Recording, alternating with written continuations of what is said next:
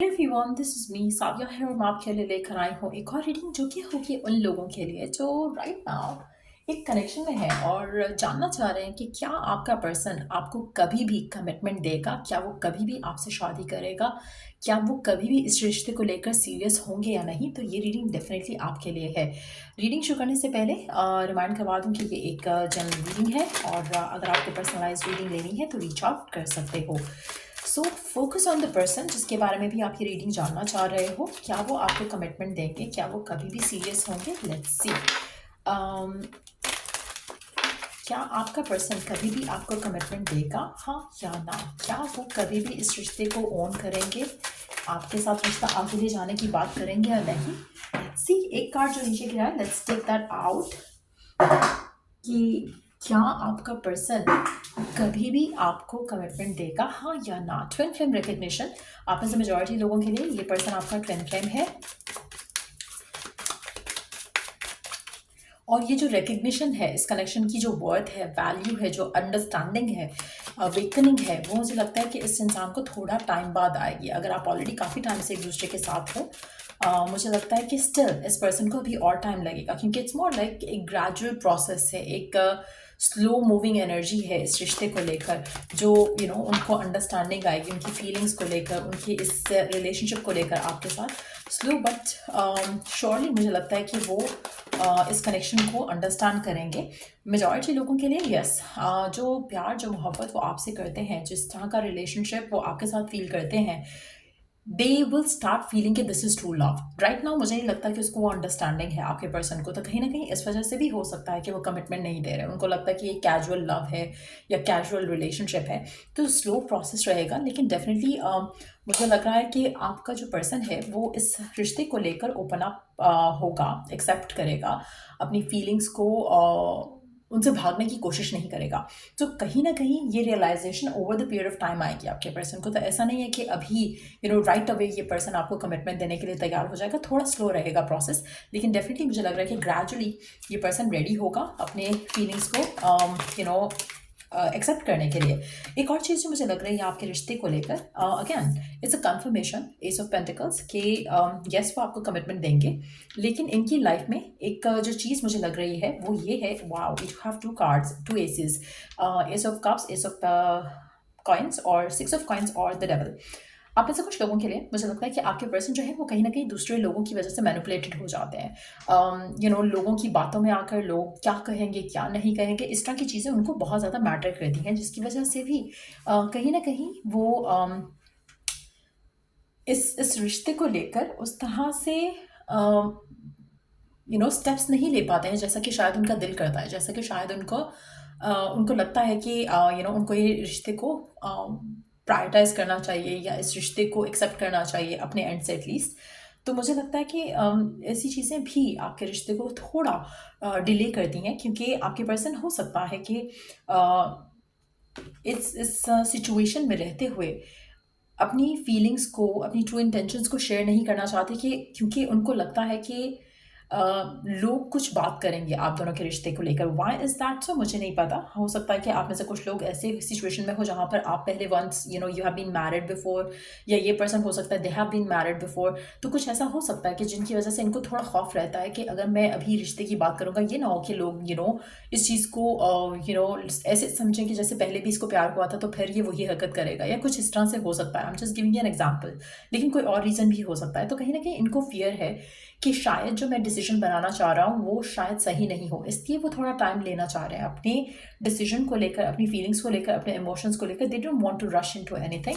लेकिन definitely majority लोगों के लिए मुझे लगता है कि पर्सन कमिटमेंट भी देगा और इस रिश्ते को शादी की तरफ भी लीड करने की पूरी कोशिश करेगा क्योंकि इसको जो आपके साथ फीलिंग है it's gonna last for ever. I feel like ये एक लास्टिंग लव कनेक्शन है लेकिन स्लो है।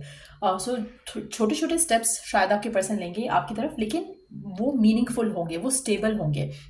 इसीलिए with the S of cups and S of pentacles it's a confirmation of the fact कि जो आपका रिश्ता है इस इंसान के साथ वो स्टेबिलिटी के ऊपर बेस होगा। जो भी स्टेप वो लेगा आपका पर्सन आपकी तरफ, वो सॉलिड स्टेप रहेगा, उसमें वो बैक ऑफ नहीं करेगा। तो कहीं ना कहीं अगर आपको ये टेंशन है कि बहुत टाइम ले रहा है तो मुझे लगता है कि आपको ये हैप्पीनेस होनी चाहिए कि एटलीस्ट जो भी वो स्टेप ले रहा है वो स्टेबल है, जो भी वो इन्वेस्ट कर रहा है अपने एंड से इस कनेक्शन में वो लास्टिंग कमिटमेंट के जैसा रहेगा। सो कोशिश करो कि आप अपने आप को पॉजिटिव रखो as you wait while you wait. उसके अलावा और देखते हैं कि क्या सिचुएशन है आपके पर्सन और आपके दरमियान में राइट ना आगे चलने को लेकर, इस रिश्ते को कमिटमेंट की तरफ लेकर जाने में, और क्या सिचुएशन है जो शायद आपको जानने की ज़रूरत है।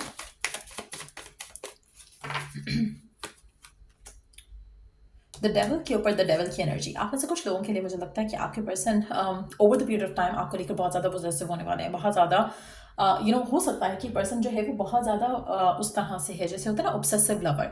सो अगर ये ऑब्सेसिव हैं तो ये तब तक ऑब्सेसिव नहीं होंगे, आपको ओपन अप नहीं करेंगे जब तक इनको लगेगा नहीं कि you are gonna stick around, क्योंकि once they have you they want to have you for ever.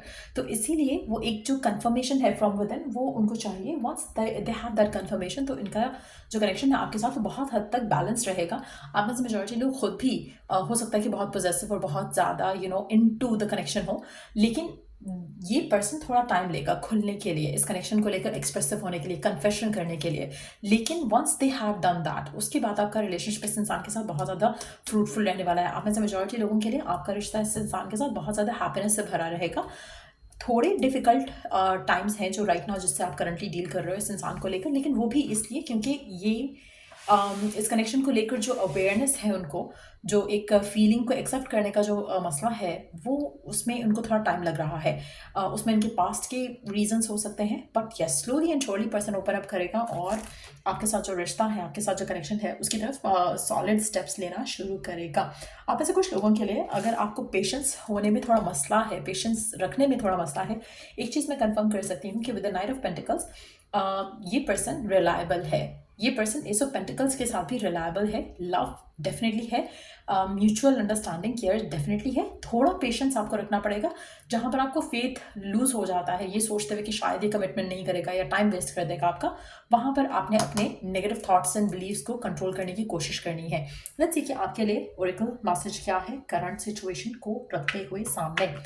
Oracle message क्या है आपके लिए करंट सिचुएशन के साथ? एक सेकेंड। ओरेकल मैसेज क्या है आपके लिए करंट सिचुएशन को सामने रखते हुए? Take action, I enthusiastically embrace life's boundless possibilities. कहीं ना कहीं आपको पॉसिबिलिटीज़ ऑफ गेटिंग कमिटमेंट इस इंसान से, उसकी पॉसिबिलिटी आपको कम लगती है। तो अगेन आपको बाउंडलेस पॉसिबिलिटीज़ के ऊपर यकीन रखना पड़ेगा। आपको ये नहीं सोचना कि ये चांसेस बहुत कम है। आपने हमेशा ये अफर्म करना है, रीअफर्म करना है, अगेन एंड अगेन अफर्म करना है कि बहुत ज़्यादा चांसेस हैं और सब कुछ वर्कआउट हो सकता है। जहाँ पर आपके फियर ज़्यादा हावी हुए रिलेशनशिप के ऊपर, आपके थॉट प्रोसेस के ऊपर, आपका रिश्ता जो है वो डिले होगा, फर्दर डिले होगा। नेगेटिव इन्फ्लुएंस जो है वो इस रिश्ते को ब्लॉक कर सकता है।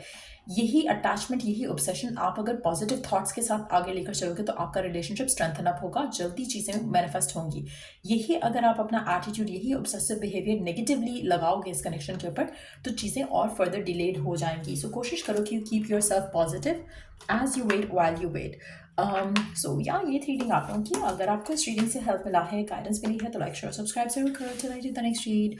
Take care. और अगर आपको पर्सनलाइज रीडिंग है तो लेनी है तो रीच आउट कर सकते हो। और साथ में अगर आपको फरवरी के महीने के लिए एफर्मेशंस चाहिए ताकि आपकी विशेस मैनिफेस्ट हो सकें तो वो भी आप कर सकते हो अभी से बुक करके, ताकि आपको टाइम के अंदर अंदर आपकी एफर्मेशंस मिल जाएं। उसके अलावा I do offer palm readings as well. अगर आपको इसमें इंटरेस्ट है तो वो भी आप परचेज कर सकते हो। Check the description box for further details. Take care and bye.